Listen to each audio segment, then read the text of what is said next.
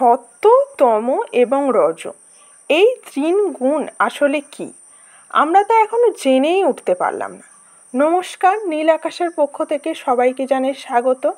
আশা করি সবাই ভালো আছেন, সুস্থ আছেন। আজ চলে এসেছি নতুন একটা ভিডিও নিয়ে।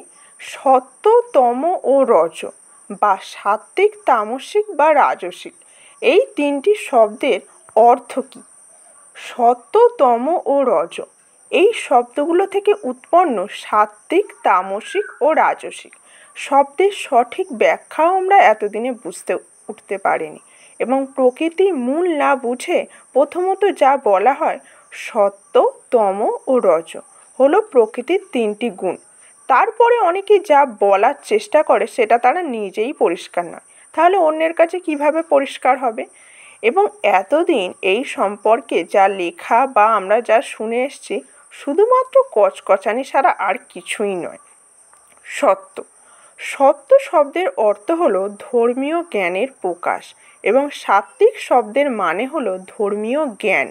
সত্য শব্দটির রুট বা মূল হলো সৎ, বা সৎ শব্দের অর্থ হলো সাধু। অর্থাৎ সত্য বা সাত্ত্বিক বলতে সর্বদাই মহৎ বা উন্নত জ্ঞানসম্পন্ন, উপকারী, ভালো কিছুকে বোঝায়।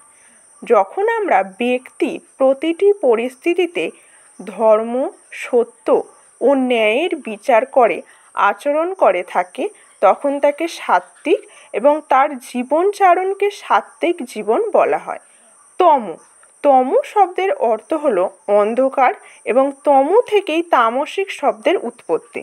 ভালো মন্দের বিচার ব্যতীত জীবনে নির্বাহ করা অথবা কারো সকলে আদেশকে বিনা দ্বিধায় পালন করাকে তামসিক আচরণ বলা হয়। অন্যভাবে কেবল শারীরিক চাহিদা অর্থাৎ ক্ষুধা ও যৌনতার চাহিদাকে পূর্ণ করার জন্যে যখন কেউ জীবন কাটায় তখন তা তামসিক আচরণ। ইতর প্রাণীরা সাধারণত স্বভাববশত এই ধরনের জীবন কাটায় বা কাটাতে বাধ্য হয়। রজ শব্দের উৎপত্তি রাজসিক শব্দ থেকে। সত্য মানে এক কথায় ভালো, এবং তম মানে এক কথায় খারাপ। এই দুটো বিষয় আমরা অনেকেই অল্প পরিসর সহজে বুঝলেও রজ শব্দের সঠিক মানে কি তা অনেকেই জানি না, এবং এই জন্যেই বুঝতে পারি না যে রজ থেকে উৎপন্ন রাজসিক শব্দটির মধ্যে আসলে খারাপ কি আছে, বা রাজসিক শব্দ দ্বারা যদি রাজকীয় কিছু বোঝায় তাহলেই বা এর মধ্যে খারাপ কি। আর রাজসিক শব্দের মধ্যে যদি খারাপ কিছু না থাকে তাহলে একে সত্য গুণের পরেই বা স্থান দেওয়া হলো কেন? পুরোটাই একটা গোলক ধাঁধা, শুধুমাত্র রজ শব্দের সঠিক অর্থ না জানার জন্য। রজ শব্দের অর্থ হলো অহংকার বা গর্ব।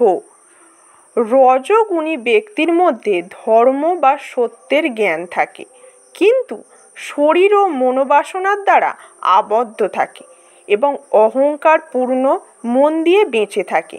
সংক্ষেপে বলতে গেলে সত্য মানে ধর্মজ্ঞান, রজ মানে অহংকার, এবং তম মানে অন্ধকার। এখন এই তিনটি শব্দ নিয়ে একসাথে ভাবুন, সমস্ত বিষয়টা আপনার সামনে দিনের আলোর মতো পরিষ্কার হয়ে যাবে। এটা মিথ্যা নয়। সত্য জানা ও বোঝার জন্যে জ্ঞান যদি থেকে থাকে তাহলে মহাভারত আবার ভালো করে পড়বেন, তাহলে বুঝতে পারবেন। আশা করি সত্য, তম ও রজগুণের ব্যাপারটা সবার কাছে ঈশ্বরের কৃপায় ক্লিয়ার হয়ে গেছে। এখানেই শেষ হলো আজকের ভিডিওটা। কেমন লাগলো অবশ্যই কমেন্টে জানাবেন। ভালো লাগলে অবশ্যই একটা লাইক করবেন আর সাবস্ক্রাইব করে পাশে থাকবেন। নমস্কার।